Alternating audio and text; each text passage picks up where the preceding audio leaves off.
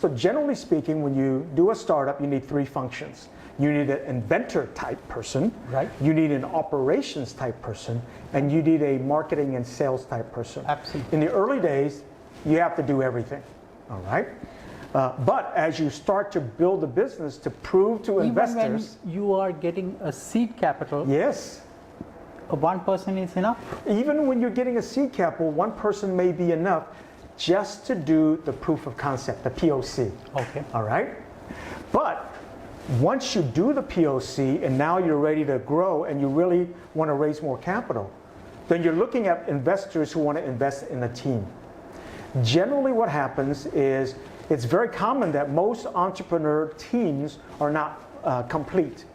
Let's say it's 2 engineers and a finance person, but they don't know how to sell. Oh, So one of the value adds of the investor is to invest in you with the caveat that they get to bring in their sales and marketing person. And so it's a very dynamic process, but that's the value add of first-class investors, is that they bring additional resources to help you grow. And it's in their best interest because it's their money that they're giving you. but Dr. Mak, I don't know if you know this.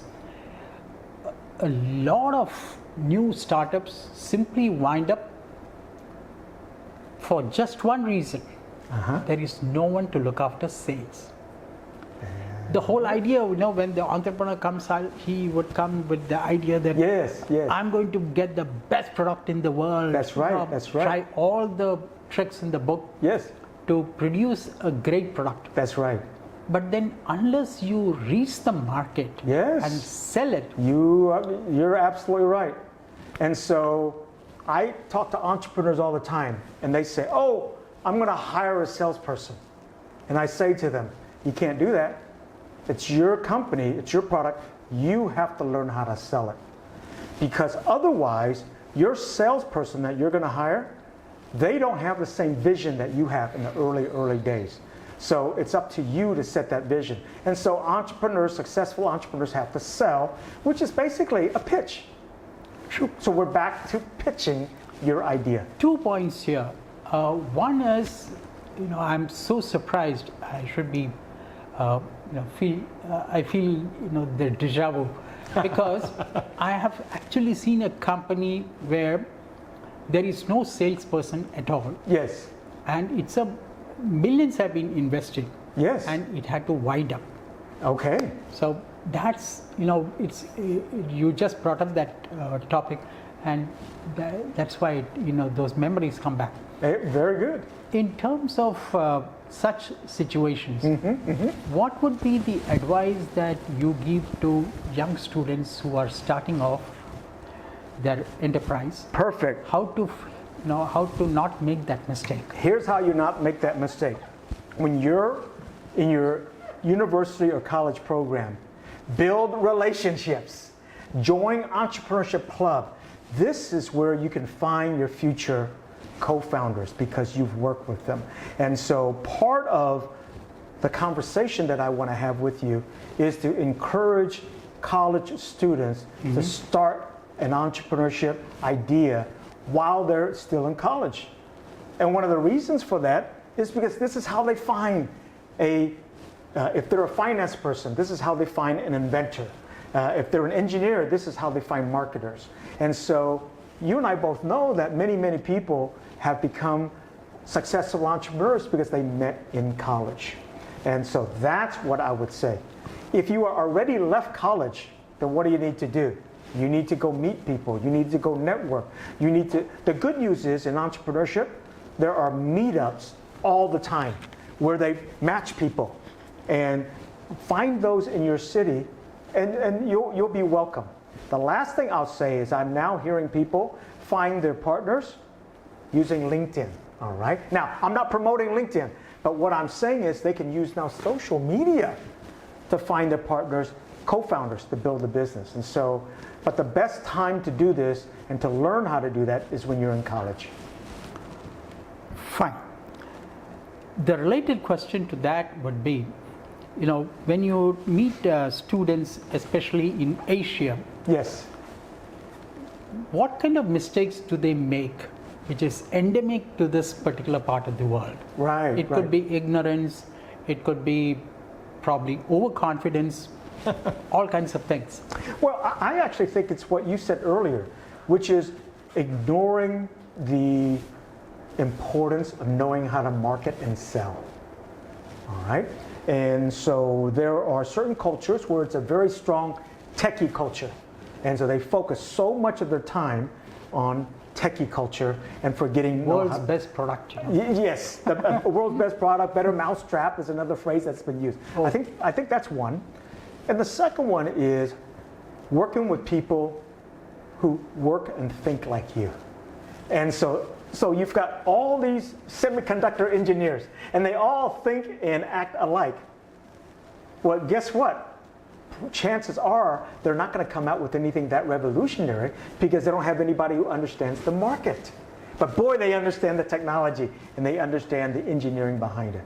And so again, the college education university time is the best time to learn how to meet marketing people, how to meet finance people, how to meet engineering people, and to develop those types of relationships. Dr. Mak, let me come to the last question. Oh. You are from the US. Yes, And Texas.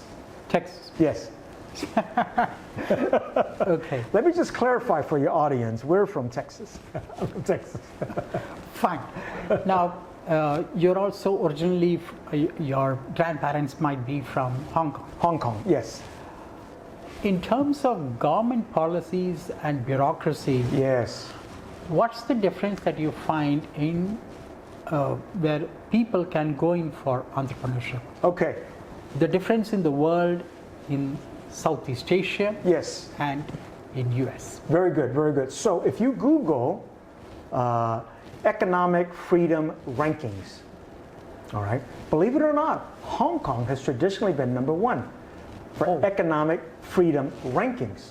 And what would that entail, or what would that... Starting a business, free market, the ability to buy and sell. Really? Yes, yes. Hong yes. Kong is number one? Hong Kong was number one in the freedom, economic freedom index for many years until recent situations. Now, you can look at the economic freedom ranking and find India. So it's there. You can Google it. All right? And so yes, government policy. Where does India feature in this list? It's not in the top 10. Okay? And so if you When you say economic freedom, it's ranking, interesting. yes, there's a ranking called the economic freedom ranking, and I can. It's a very interesting, topic to talk about. Yes. What are the parameters for it? Oh, okay. So I don't want to speak too in depth because that's not my ranking, but that is a ranking that I look at when I talk to my students about entrepreneurship. Okay. And Hong Kong's number one, and the U.S. is not number one, which often surprises people. Okay. Now, having said that, the U.S. is up there. So let me give you an example. If I wanted to start a company in the U.S., I go on to a website. All right. I type all my information. I pay $300, and I'm done. I have my startup. That's pretty good. Absolutely. All right. Absolutely. Now, the rest of the world, they have different policies and there are different reasons for different policies. But at the end of the day, you have to make it easy. But I think governments are catching on because entrepreneurs are the job creators. By the way, it's not small businesses. There's another mistake in the marketplace. They say small business are the drivers to employment. It's not. It's entrepreneurs, it's young businesses, it's new businesses that drive employment, not small businesses that only hire two or three people. Which has already stabilized. It's already stabilized and they're flat and they will never grow more than 2 or 3, 4 people. So keep that in mind. It's young businesses that create jobs. Governments know that. And so they're trying. I recently read the new education policy from the government of India, and I was really impressed and all the things that they're trying to do. And one of them is to promote entrepreneurship in all of the higher education institutes, the HEIs. And so that's a major shift and it's in the right direction. Right direction. Thank you so much, sir, for being with us. Yes, of course. And a thank you delight for to meet coming you. out to Universal AI University. It's a great place, I'll tell you. Thank you. All right, thank you.